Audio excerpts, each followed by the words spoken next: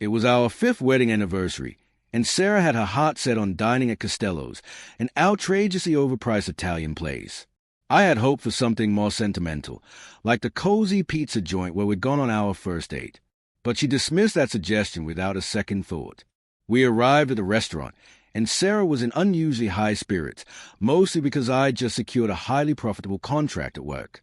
When the meal was over, I got up to settle the bill at the front counter, something I started doing after my card was skimmed at a restaurant once. On the way back to our table, I had to walk behind a decorative partition. That's when I heard Sarah's voice. She was sitting there with her Aunt Lisa. I paused instinctively. Does Jake still think you love him? Lisa slurred, the alcohol softening her voice. I froze. Sarah's response came without hesitation, laced with amusement. Of course, she said. His credit's amazing, and he foots the bill for everything. Why would I leave? They both burst into laughter. Lisa said something else I couldn't quite catch, but Sarah's reply hit like a hammer. Well, Mom and Dad were right about one thing. Marrying a tradesman means he's always too busy to notice what I'm really up to. I stood there motionless, not stunned, but oddly validated. Years of quiet doubts and uneasy feelings suddenly made perfect sense. I returned to the table, sat down, and silently finished my drink while their conversation continued. Sarah, unaware I'd overheard anything, casually chatted about her day. Back home, she noticed I was quieter than usual. You okay? She asked. Just tired, I replied. Got a big project kicking off tomorrow. She nodded and moved on, losing interest as soon as it wasn't about her. That night, I didn't sleep. Instead, I made a plan. By morning, I contacted my bank and credit card providers to remove Sarah as an authorized user. I cited possible fraudulent behavior. By noon, I'd spoken with my lawyer, accountant, and business partner. That evening, I transferred half of our shared savings into a separate account and froze the rest. Sarah didn't notice anything was wrong. At first, she carried on with her usual routine, Pilates, brunch, shopping. I played my part, too. I went to work, kissed her goodbye, told her I loved her. Strangely, it felt effortless, like I was acting in someone else's life. 2 days later, she tried paying for a spa day with friends using my Amex. Declined.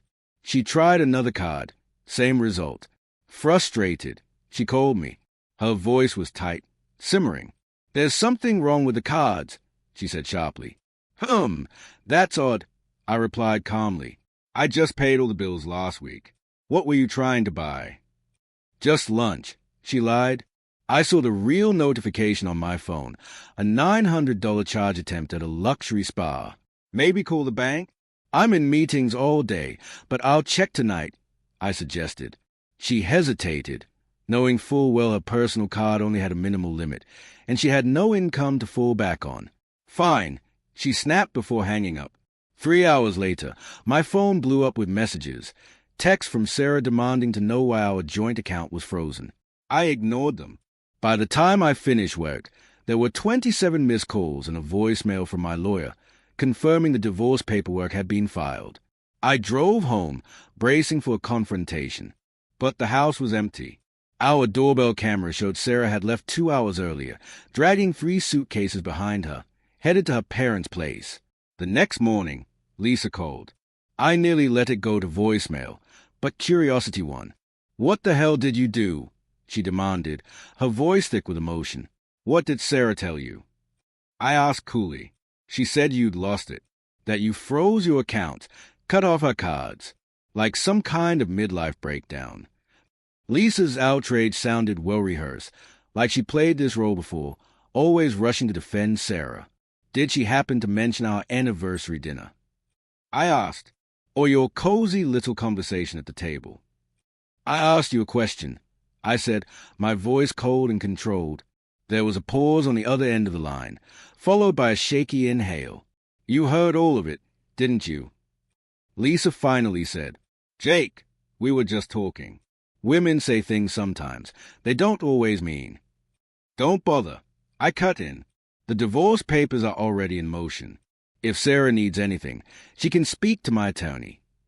You're making a big mistake, she said, but even she didn't sound convinced. Sarah loves you. She's just complicated. No, I replied. She's actually very predictable once you understand what drives her. Tell her thanks, I added flatly, for clearing things up. Then I ended the call and blocked both their numbers. Everything unfolded exactly as I expected. Sarah's father phoned my business partner, throwing threats and ultimatums, demanding I make things right. A letter soon followed, from a cutthroat divorce attorney known for representing affluent clients, demanding immediate restoration of Mrs. Harrison's standard of living. Sarah even sent a mutual friend to my office to appeal to whatever emotion she thought she could still manipulate. What none of them understood was how prepared I was. My lawyer returned fire with documentation, proof of Sarah's lavish spending, her non-existent contributions to the household and the business, and evidence of substantial transfers from our joint funds into her hidden personal account. The tone of the opposition shifted almost immediately. Her lawyer requested a formal meeting downtown. When I saw Sarah again, she looked immaculate, but her eyes were cool, calculating. "This doesn't have to get ugly," she said, not meeting my gaze. "We can handle this privately. No lawyers needed." "I prefer witnesses from now on," I said, calm and steady. Her lawyer cleared his throat, trying to sound diplomatic. "My client is open to a reasonable settlement, something that reflects a role in your success." Patricia, my no-nonsense attorney, slid a folder across the table. "Here's what my client considers reasonable, considering the short duration of the marriage and clear documentation of financial misconduct. We believe it's more than fair." Sarah snatched up the paperwork. Her eyes skimmed the contents, confusion growing into fury. "This is insulting," she snapped. 5 years of my life, and you offer me less than I had before I met you." That was when I looked her in the eye. "Before we met, you at least had a job. You earned respect by working for what you had. Think of this as your chance to find that version of yourself again." She slammed the papers down. "Your business would be nothing without my connections." "Actually," I said, "I've reviewed the client acquisition data. Less than 8% came through your network, and those accounts had the lowest retention. But thanks for your concern." Her lawyer leaned over and whispered something in her ear. She shook her head, lips pressed into a tight line.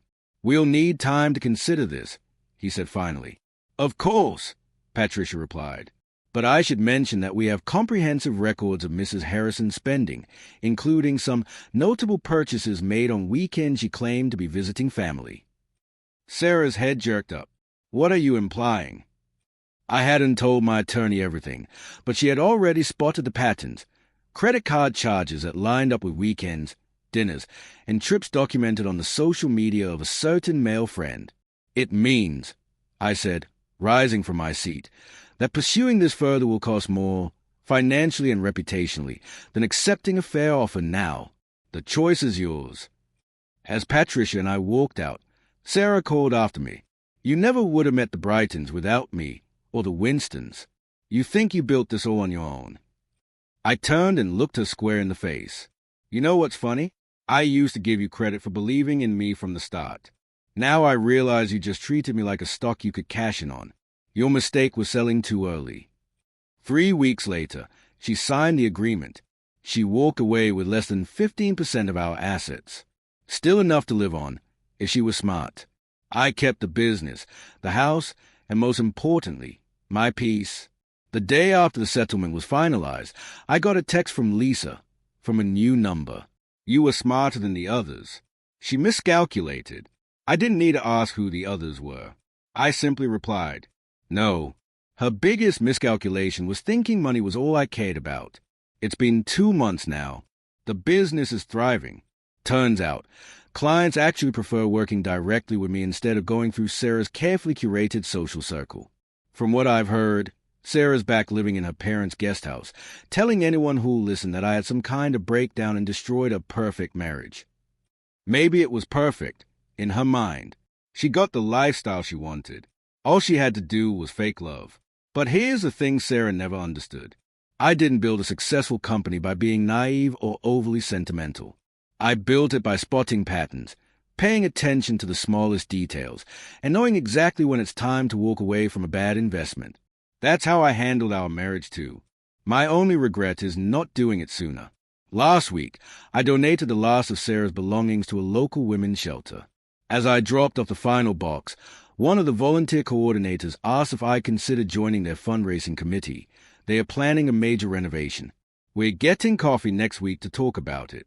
Nothing fancy, just two people discussing something meaningful. For the first time in years, I'm looking forward to a conversation that has nothing to do with appearances, status, or money.